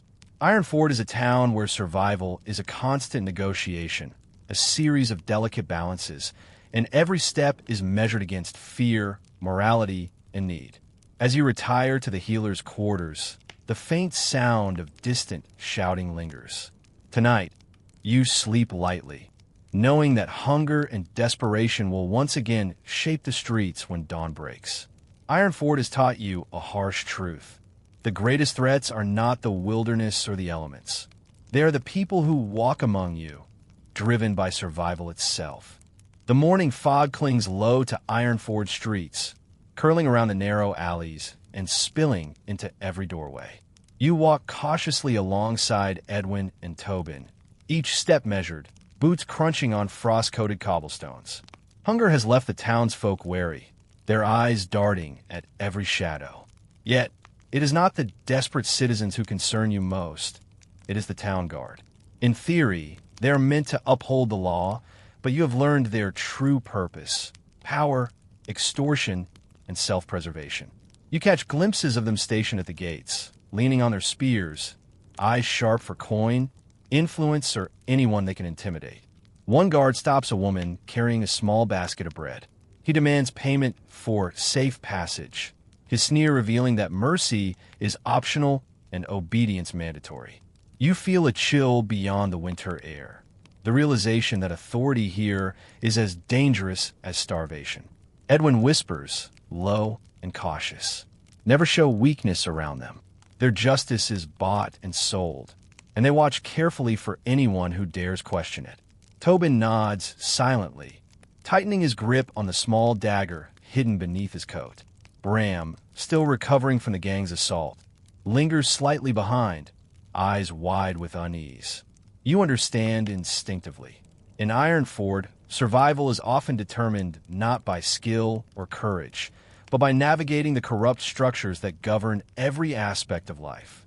The Reeve, Godric, arrives with a contingent of guards. His presence casts a long shadow, both literal and figurative, over the market square. He inspects the stalls, stopping briefly to interrogate a vendor over suspected underpayment of taxes. The man trembles, hands shaking as he explains himself. Godric smirks, dismissing him only after exacting a fee for his consideration. You watch silently. The lesson's stark. Law exists in Ironford not for protection, but for control and profit. The streets are tense. Every step feels monitored, every transaction scrutinized. Guards swagger through the alleys, checking for stolen goods, unpaid debts, and any hint of rebellion. A small scuffle erupts as one guard violently seizes a loaf of bread from a starving boy. Edwin steps forward, voice firm but careful. "Enough," the guard laughs, shoving Edwin aside with casual cruelty. You feel your stomach knot with rage and helplessness. There is no clear line between justice and abuse, and everyone, even you, must navigate carefully to survive. Later, you move through the quieter streets, observing the subtle ways corruption permeates daily life. Guards take bribes at water pumps, protect merchants who pay for favor, and turn blind eyes to crime when it suits them. Even the smallest infractions can lead to imprisonment or public humiliation if you fail to appease the right officer. The town's chaos, once defined by gangs and hunger, now feels formalized, sanctioned by the very people who claim to protect it. Sister Marin appears at your side, her expression grave. She guides you to a small alley where a poor widow cowers, accused of stealing firewood. The guard will not listen to her, she murmurs. We must be discreet if we wish to help. You assist Marin, carrying the woman's meager bundle to safety. The act is quiet, almost invisible, but the weight of it presses on you. Here, kindness is an act of courage, and survival often requires bending the rules that the authorities wield without mercy. By evening, you gather in a safe corner of the town, reflecting on the day. Bram speaks quietly, fear evident in his tone. I thought the guards were supposed to help, not take everything. Edwin's jaw tightens. They help themselves first, always. The rest of us must survive around them. Tobin remains silent, face pale from the day's encounters. You feel the truth settle in. Ironford's greatest danger may not be starvation, thieves, or fires. It is the system that sanctions cruelty and rewards corruption. The night closes in, streets dim and empty except for the occasional torch-carrying patrol. You return to the healer's quarters, heart heavy with the knowledge that vigilance is mandatory, trust is scarce, and even the town's protectors are predators in disguise. Survival in Ironford demands not just skill and courage, but awareness, strategy, and moral flexibility. The guard is a constant reminder. Here, power corrupts, fear dictates behavior, and no one is safe without careful calculation. The morning air is thick with tension, almost electric, as Ironford awakens under a frostbitten sky. Word has spread that a dispute between guild members and desperate townsfolk has escalated overnight. From your vantage near the healer's quarters, you see the first signs: shouting, hurried footsteps, carts overturned in the main square. The town's fragile equilibrium shatters, and chaos seeps into every alley and courtyard. You move cautiously alongside Edwin, Tobin, and Bram. Each of you senses the same truth. This is no ordinary skirmish. Hunger, fear, and long-simmering grievances have ignited into a wildfire. The guild enforcers, clad in heavy leather and steel, push against ragged townsfolk armed with whatever implements they can find. Swords clash with wooden clubs. The cries of pain echo across the stone streets. You can smell the acrid smoke of torches and the coppery tang of blood mingling with the frostbitten air. Tobin grips your arm. We need to get closer. there's someone trapped. His eyes dart toward a collapsed market stall where a group of children huddle in fear. Edwin signals for caution. Keep low, move carefully, help where we can, but don't get caught in the main fight. You nod, heart hammering, aware that even a single misstep could be fatal. You push through the throng, feeling the press of bodies, the sting of flying debris, the unpredictability of every movement. Bram falters as a fallen cart knocks him sideways, and you catch him, steadying his shaking frame. Nearby, a guild enforcer strikes a desperate villager with a heavy club. The sound cracks through the chaos, a brutal punctuation in the symphony of violence surrounding you. Survival instincts take over, eyes scanning for threats, hands gripping whatever is nearby to defend, mind calculating escape routes and priorities in seconds. Sister Marin appears amidst the chaos, tending to a man whose leg has been crushed under debris. You assist her, lifting boards, supporting his weight, and dragging him toward a relatively clear street. Her calm presence amid violence is almost surreal, a stark reminder that compassion can persist even in the most lawless environments. You feel a surge of respect for her, and a pang of guilt for the lives that cannot be saved. The fighting spreads quickly. A fire ignites in a stack of hay near the square, sending black smoke curling into the pale sky. People scatter in panic. The heat clashes with the biting cold, creating waves of disorientation. Edwin grabs your arm. We have to get Tobin out. He went ahead. You sprint, weaving through the crowd, senses heightened, muscles coiled with adrenaline. Around you, cries of anger and fear mix, creating a soundtrack of desperation. Tobin is trapped near a collapsing wall, pressed by a gang of enraged laborers defending their stolen goods. You grab a loose plank and swing it, buying him a few crucial moments. Bram joins you, together pulling Tobin to safety. The narrow alley offers temporary refuge, but the chaos rages on behind you. You hear the clanging of swords, the shouts of terrified merchants, and the stamping of boots on cobbles. Every sound reminds you of how fragile life is here, how quickly order can devolve into bloodshed. By midday, the riot has reached near legendary proportions. Guards arrive, not to restore order, but to assert dominance. They strike indiscriminately, hitting both looters and merchants alike. Edwin blocks a blow aimed at you, and you realize that survival depends not just on courage, but on trust in those who can protect you. Sister Marin organizes a small group of civilians, guiding them toward a side gate, away from the worst of the violence. Her strategic calm is your lifeline. Exhausted, covered in grime and blood, the four of you finally reach the relative safety of a secluded courtyard behind the town hall. You lean against the cold stone, gasping for breath, watching the town burn, shouts fading in the distance. Bram's hands tremble. Tobin's face is pale but determined. Edwin's jaw is set, and Sister Marin quietly tends to small wounds. The riot has left its mark, destroyed livelihoods, scorched property, fractured trust, and an ever-deepening understanding that Ironford is a town where danger lurks in every corner, often sanctioned by those sworn to maintain order. You realize that survival here requires more than speed or strength. It demands vigilance, strategy, and an unyielding awareness of human cruelty. Ironford is no wilderness, yet it is more unpredictable and deadly. Tonight, the streets may quiet, but tomorrow will bring new dangers, and the memory of the riot will linger in every frostbitten alley. Dawn breaks over Ironford, but the town is unrecognizable. Smoke curls lazily from charred rooftops, mingling with the frost in a sickly gray haze. The streets are littered with the remnants of chaos. Broken carts, shattered stalls, abandoned goods, and the occasional burnt-out bonfire where tempers once flared hotter than the flames. You walk cautiously alongside Edwin, Sister Marin, Tobin, and Bram, each step crunching on ash-strewn cobblestones. The smell of smoke, sweat, and blood hangs heavy in the air, an invisible reminder of last night's riot.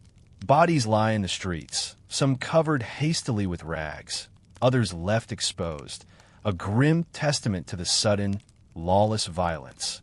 You notice the expressions of those who survived: shock, despair, and a creeping suspicion of everyone else. Survival has always demanded alertness, but today it carries the weight of shared trauma. Tobin stays close, eyes wide, whispering under his breath, recounting each horrifying encounter. Bram, once desperate but now embittered, clenches his fists at the sight of his neighbor's suffering. Edwin's calm veneer hides a storm of worry beneath, his gaze scanning every alley, every shadow, every guard still lingering near the gates. Sister Marin leads you toward the healer's quarters, navigating through alleys that are half-blocked by debris. "We must help where we can," she says, her voice steady but heavy. Inside, the clinic is overwhelmed. Patients with minor injuries have worsened overnight. Burns, broken bones, and infections crowd every available cot. The riot's aftermath is brutal not only in its immediate danger, but in the ripple effect of suffering it leaves behind. You help carry a man whose arm is mangled beneath a fallen beam, feeling the weight of his pain and the quiet despair settling in your chest. Bram drags himself to a corner, muttering curses under his breath. "This town, it will never be safe," he says. You can hear the raw anger and helplessness in his voice. Edwin kneels beside him, placing a hand on his shoulder. Ironford is dangerous because it reflects human nature without the buffer of wilderness. Here, greed, fear, and ambition intersect with every street and alley. We must survive within it, not hope it will change. Bram scowls but does not respond. Stepping outside, you see that the town guard is already reasserting control. They strut down streets that are barely passable, corralling citizens, assessing damages, and extorting those too weak or too frightened to resist.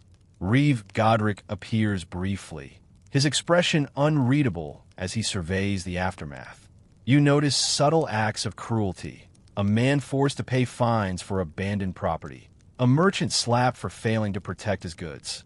The guard's authority is unchecked, their presence a reminder that survival in Ironford relies as much on cunning and discretion as it does on courage.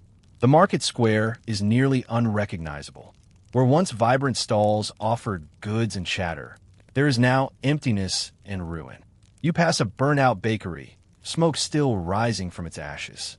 Children pick through debris, scavenging scraps, their innocence marred by necessity. Tobin's face hardens as he watches them, understanding more clearly than ever the town's true cruelty. Edwin stops and whispers to you. The streets may be ashes, but the lessons remain. Watch who wields power and never trust appearances.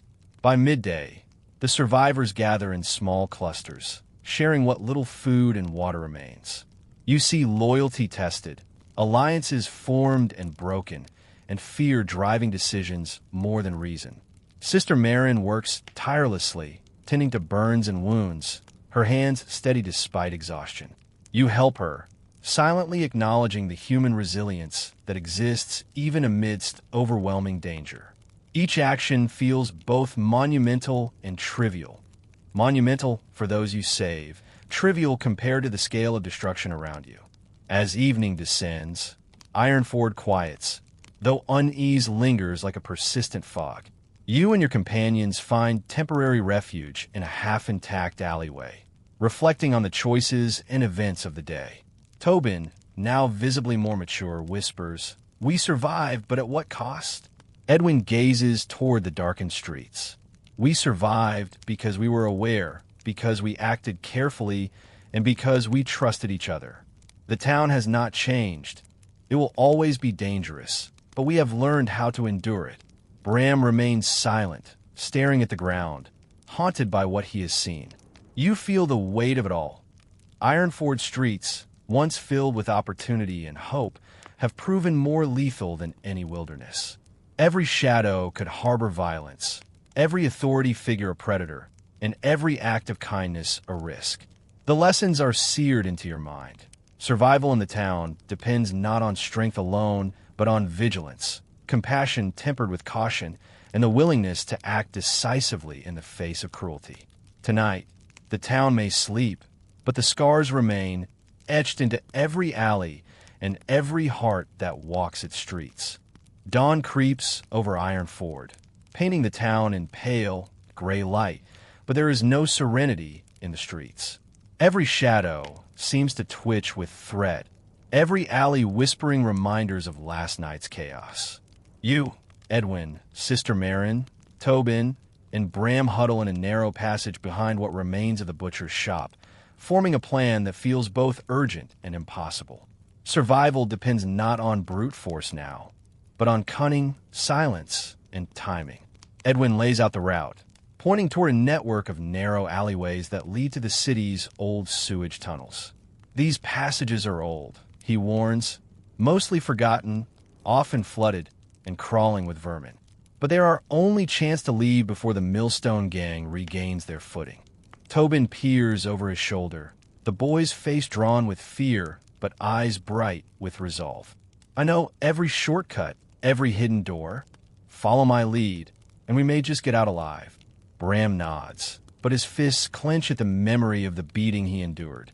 His desire for revenge clashes with the cold necessity of escape. Sister Marin kneels beside you, checking supplies.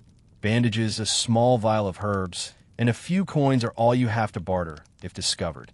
We move quietly, and we move fast, she says, her voice calm, though her eyes betray worry. You feel the weight of responsibility settle on your shoulders. Every misstep could cost not only your life, but theirs as well. The first test of stealth comes immediately.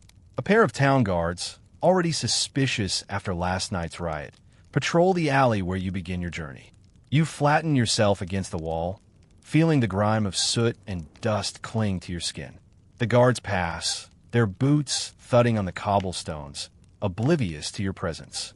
A shallow exhale escapes your lips as you continue, silently praising Tobin's guidance. The tension is suffocating.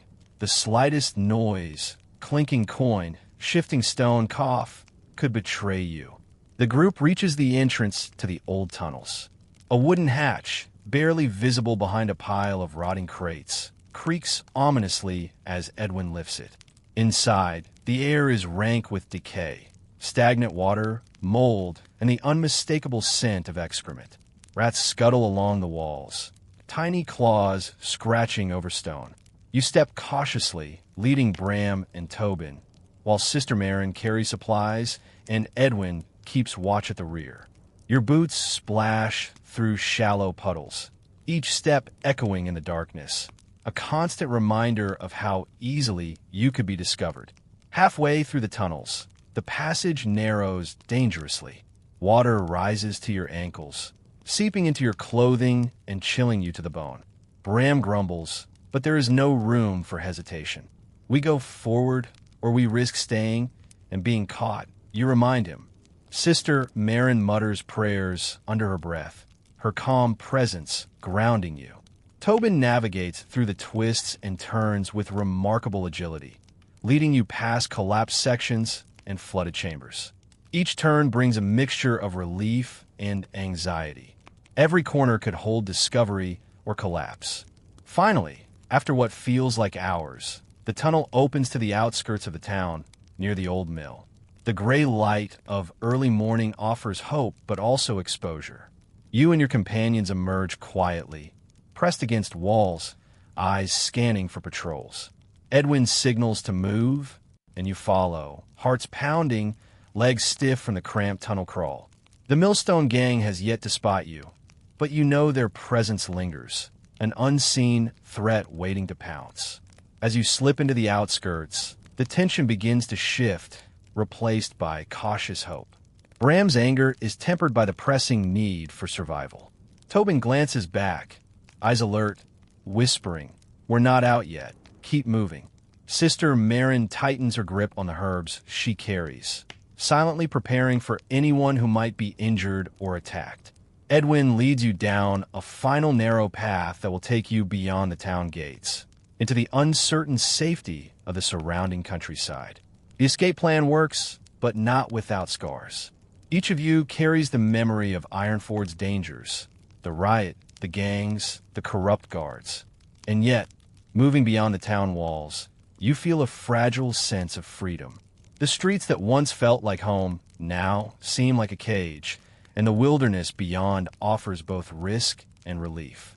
You realize that survival demands not only cleverness and caution, but also the courage to leave what you know behind.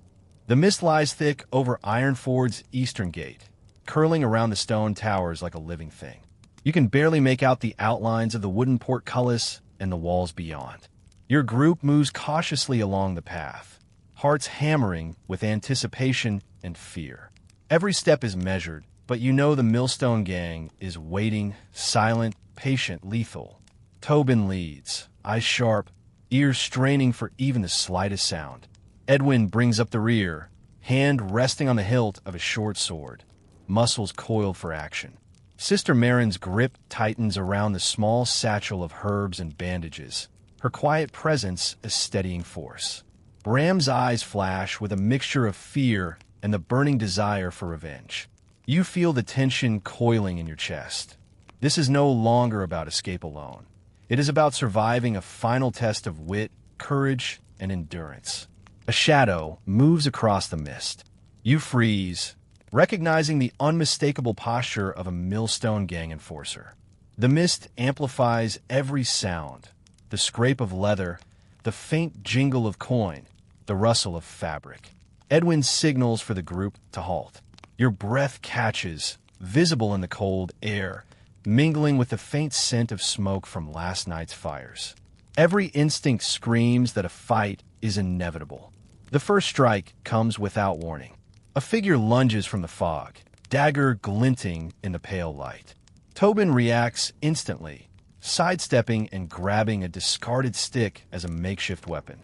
Bram charges forward, fury overriding caution, swinging a crowbar he scavenged from the alley. Edwin intercepts another gang member with a swift kick, knocking him off balance. The mist twists around you, muffling sounds yet amplifying the sense of chaos. You fight with desperate precision, aware that any hesitation could be fatal. The clang of metal on metal, the thud of bodies against cobblestones, and the harsh grunts of exertion fill the air. Sister Marin strikes with surprising force, using her small knife to disable a pursuer. Tobin's nimble movements create openings. He darts between attackers, giving you and Bram chances to strike. You feel a surge of adrenaline, heart hammering, muscles burning as you dodge, parry, and retaliate. Edwin calls out a warning. More gang members are emerging from the mist, surrounding the path ahead. You realize the narrow space between the gate and the outer wall is a death trap. Your only chance is to push through with coordinated effort. Edwin motions for the group to split. Tobin and Bram draw attention while you and Sister Marin flank the attackers. It is a blur of movement. Steel flashes, a grunt of pain, the scent of sweat and blood mixing with the fog. Time stretches. Every second feels like a lifetime as you parry a knife thrust aimed at Bram. Your arm stings from impact, but survival leaves no room for hesitation. Tobin trips an assailant, sending him sprawling into the mist. Sister Marin slashes at a third, forcing him back. Edwin fights with measured precision, guiding your escape while defending the rear. You glimpse the gate, open just enough for a narrow passage, but still a dangerous funnel. With one final push, you make it to the gate. Tobin is ahead, dragging a dazed gang member away from the group. Bram shoves another aside, his anger focused into sheer strength. Edwin slams the portcullis lever. It begins to lower with a grinding roar. Gang members caught too close slam against the wood, cursing, struggling, but the path behind you closes. Sister Marin stumbles, but you grab her arm, pulling her through just in time. The mist thins as you step beyond the walls, gasping for breath, muscles trembling, and hearts racing. The sound of pursuit fades into echoes. You glance back at the looming gate, realizing how narrow the margin of survival truly was. Bram exhales, fury replaced with relief. Tobin grins despite the blood on his hands. Sister Marin wipes sweat and grime from her brow, her eyes meeting yours with quiet understanding. Edwin leans heavily on his sword, wounded but alive, a faint smile acknowledging the group's resilience. For a moment, the chaos of Ironford fades, replaced by the cold dawn and the quiet of the countryside beyond the walls. You feel a mix of triumph, fear, and exhaustion. The Millstone Gang may survive to menace others, but today, you survived. You learned the deadly efficiency of teamwork, the razor-thin line between courage and recklessness, and the cost of human greed and violence in a medieval town. The path ahead is uncertain, but for the first time, you glimpse freedom beyond the suffocating danger of Ironford. Every scar, every bruise, every heartbeat reminds you that life outside the walls, though harsh, may finally offer the safety and agency the town could never provide. The first rays of dawn filter through the mist, casting pale light across the uneven road leading out of Ironford. You step forward cautiously, each footfall crunching on frost-hardened earth, the town shrinking behind you like a dark memory.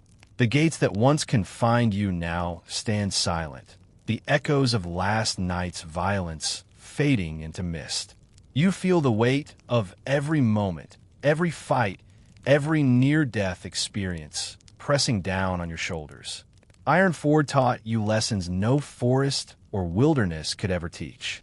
Bram walks beside you, silent for the first time since the confrontation. The bruises on his face and the blood-streaked tunic are testament to the Millstone Gang's wrath. Yet there's a glimmer of determination in his eyes. Surviving the town has hardened him, given him purpose. Tobin runs ahead, nimble and daring, testing the edges of the countryside, occasionally turning back to grin or wave. Edwin lags slightly, leaning on his sword, every breath labored, yet a faint relief softens the lines of his face. Sister Marin walks beside you, calm and steady, her presence a reminder that compassion endures even in the harshest surroundings.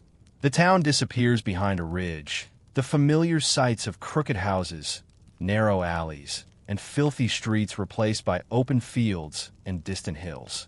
You inhale deeply, tasting freedom in the cold morning air. The stench of rotting refuse, smoke, and disease finally begins to fade, replaced by the crisp scent of earth and frost.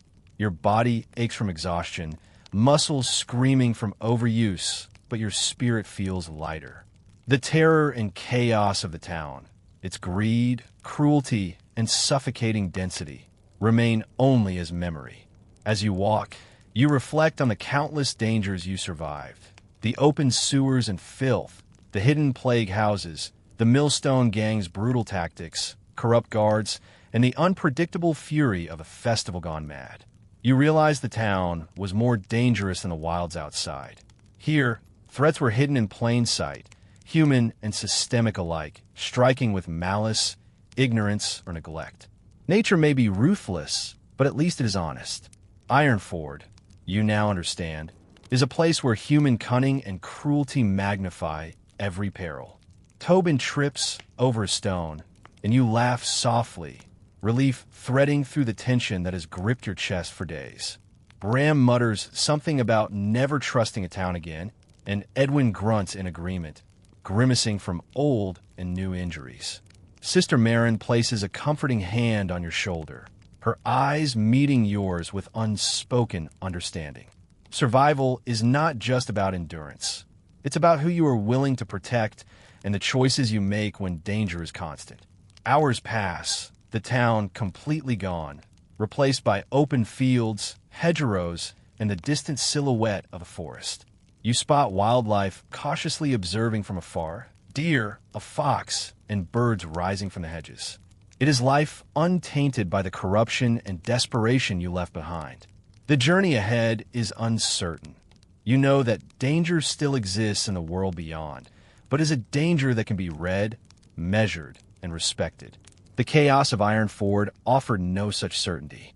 You pause at a small rise, turning for a final glance. The mist still clings to the town, softening the jagged angles of rooftops and towers. You think of the people left behind, the innocents, the desperate, the cruel. Sister Marin will return to her clinic, continuing her work, risking herself in the darkness of the streets. Edwin will heal, rest, and perhaps find purpose guiding others like you. Bram will carry the scars, both visible and unseen, and Tobin will continue to survive through cunning and speed. And you? You have learned that courage, compassion, and clarity are your most powerful tools. A deep wind sweeps across the fields, carrying with it the last remnants of the town's stench and the faint cries of the city waking. You tighten your cloak against the chill and step forward.